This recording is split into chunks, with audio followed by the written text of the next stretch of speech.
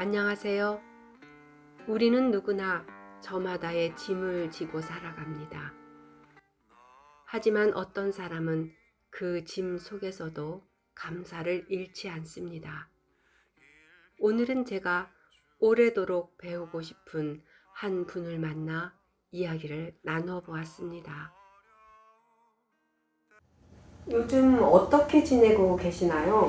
아버님, 어머님하고 두 분이 몸이 불편하시니까 연세 드시면 소대변하고의 전쟁입니다. 두 분 케어하는 일에 일단 첫 우선순위입니다. 지금 하시는 일도 있는데 보험 일 맞나요? 네, 저 예. 교보생명단입니다. 네. 보험 일을 하시면서 가장 보람을 느낄 때가 저는 제 보험을 들었을 때 가장 보람을 느꼈고, 그리고 내가 이분 꼭 필요한 사람인데 라고 했을 때 그분 거 보험 들어줬을 때 뿌듯했고, 왜냐면 저는 보험을 탄 경험이 있어요. 아버님도 직장암에 보험금을 받은 적이 있고, 그래서 딸도 아들도 아파서 저부터도 무릎 수술하면서 보험금을 받았기 때문에 보험의 중요성을 알아요. 왜냐하면 있는 사람들한테는 그 뒤에 필요하지 않을 수도 있어요. 돈이 있으니까 있는 걸로 치료하면 되는데, 없는 분들은 안전 울타리를 해주고 싶어요. 내가 정말 돈 없어도 치료받을 수 있는 아플 때. 그럴 때 그거 안전장치가 되어 있다고 느껴진 그 보험을 설계해 줬을 때 뿌듯합니다. 아이들을 키우던 시절은 어떠셨을까요? 저는 애가 넷인데 셋이 3살 터울이었어요. 그래서 셋이 한꺼번에 키우긴 했지만 너무 정신없었고, 막내 셋째가 태어나면서 IMF가 터졌어요. 정말 모든 국민이 어려웠고, 저희 집도 타격을 입었었고, 그 어린 돌도 안 되는 애를 얻고 일터에 나갔었으니까 그 정도로 정신없게 살았고, 그때는 이랬어요. 세월아 빨리 가라, 세월아 빨리 가라, 애들아 빨리 커라, 이렇게 생각하고 살았는데 어느 날 다 장성에 있고, 셋째 낳고 12년 후에 또 막내가 태어난 거예요. 그때는 저희 동서가 애가 없었고 지금도 없지만 앞에서 임신한 내 모습이 너무나 미안했고, 하나님 이 아이를 저 동서한테 줬으면 얼마나 좋았을까요? 막 이런 마음도 있었고, 그 앞에서 배가 불러오는데 올 때마다 민망했어요. 근데 이제 지금 태어나서 보니 할머니가 아픈 와중에 제일 저를 많이 도와주는 게 막내예요. 그래서 얘가 없었으면 나는 엄청 힘들었겠구나. 방학 중에는 거의 얘가 할머니 밤에, 그러니까 어머니가 파킨슨이다 보니 밤에 잠을 못 자고 우리를 수없이 부르시는데 거의 막내가 많이 방학 때는 봐주고 했었어요. 막내는 복덩입니다. 남편분을 생각하면 가장 먼저 떠오르는 지금은 남편을 생각하면 아카시아 향이 떠오르고요. 그리고 남편이 평안하게 천국에 있다는 그 안도감, 그게 가장 저를 편안하게 하고, 남편이 떠난 기일날이 5월 7일이 아카시아가 한참 필 때였어요. 남편 하면 아카시아가 향이 떠오르고, 그리고 가장 남편 하면 떠오르는 게 내 아이의 아빠라는 거. 그리고 하나님을 참 많이 사랑했어요. 세상의 방법이 아니었던 것 같아요. 본인만의 방법을 하나님을 사랑했던 것 같아요. 그 시간을 지나오시면서 하나님께서 가장 크게 위로해 주셨던 순간이 있으세요? 하나님이 가장 위로해 주셨다는 건 저희 시어머니가 제 옆에 계셨던 것 같아요. 왜냐하면 저희 어머니 다 지지해 줬어요. 그래서 저희 시어머니는 저는 시어머니를 명품 시어머니라고 얘기해요. 왜냐하면 제가 지금 아픈 시어머니한테는 제가 화를 내고는 있지만, 사실 삶을 나눈 거에 있어서는 굉장히 하나님 주신 저희는 큰 선물이시죠, 시어머니가. 하나님은 집사님께 어떤 분이신가요? 저는 삶의 우선순위가 예수님이에요. 그러니까 삶의 우선순위를 하나님께 두는 것 같아요.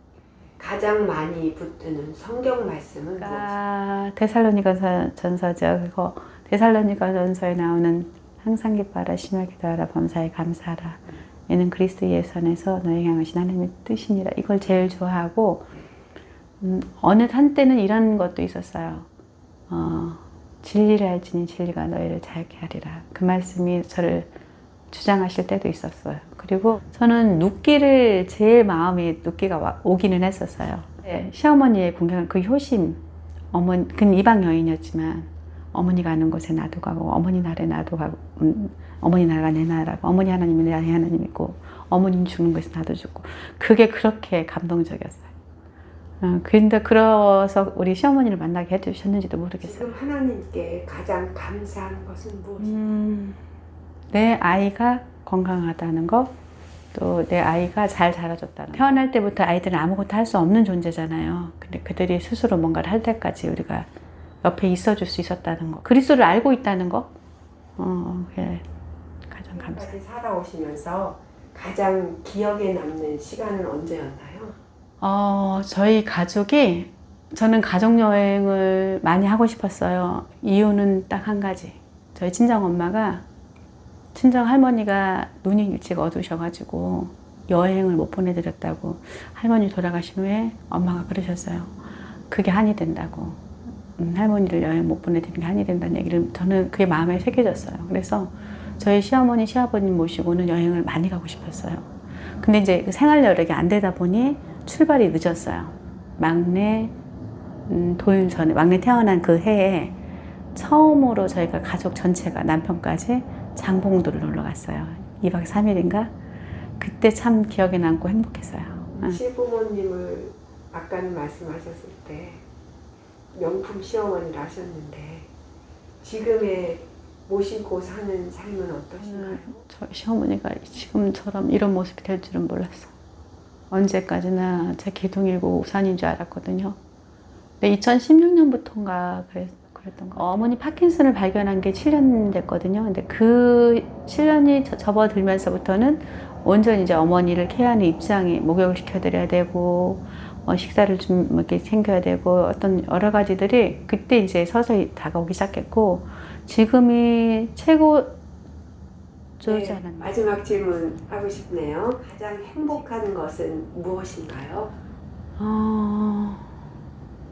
제가 남편이 있을 때 정말 저는 남편이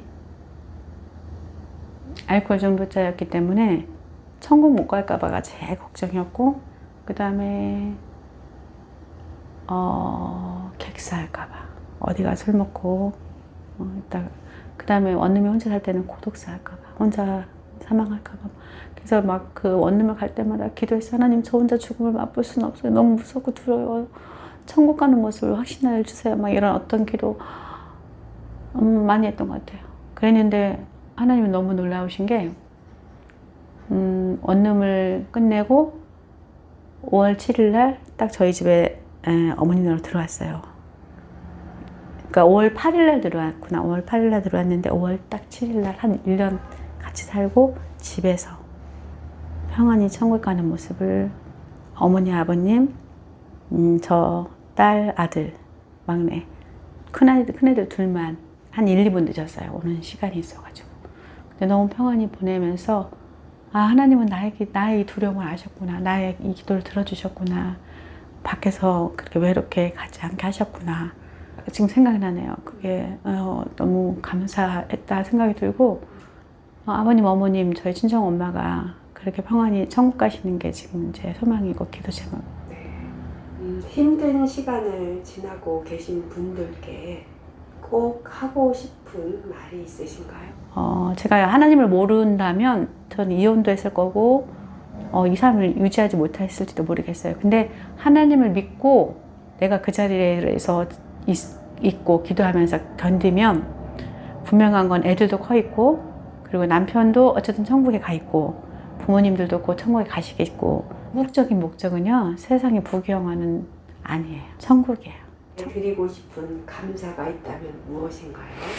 어머니 아버님이 천국 백성 되고, 어머니 아버님이 평안하고, 어머니 아버님이 천국에 가서 예수님께서 그래 애썼다, 너 참 고생했다, 그 안아주시면서 그 사랑을 받기를 소망합니다. 아멘. 네, 궁극적인 목표는 예수님 만나러 가는 거예요. 사람은 외모를 보지만 하나님은 중심을 보신다고 말씀하셨습니다. 오늘 저는 김유진 집사님의 삶을 통해 감사는 형편이 아니라 믿음의 선택이라는 것을 다시 배우게 되었습니다.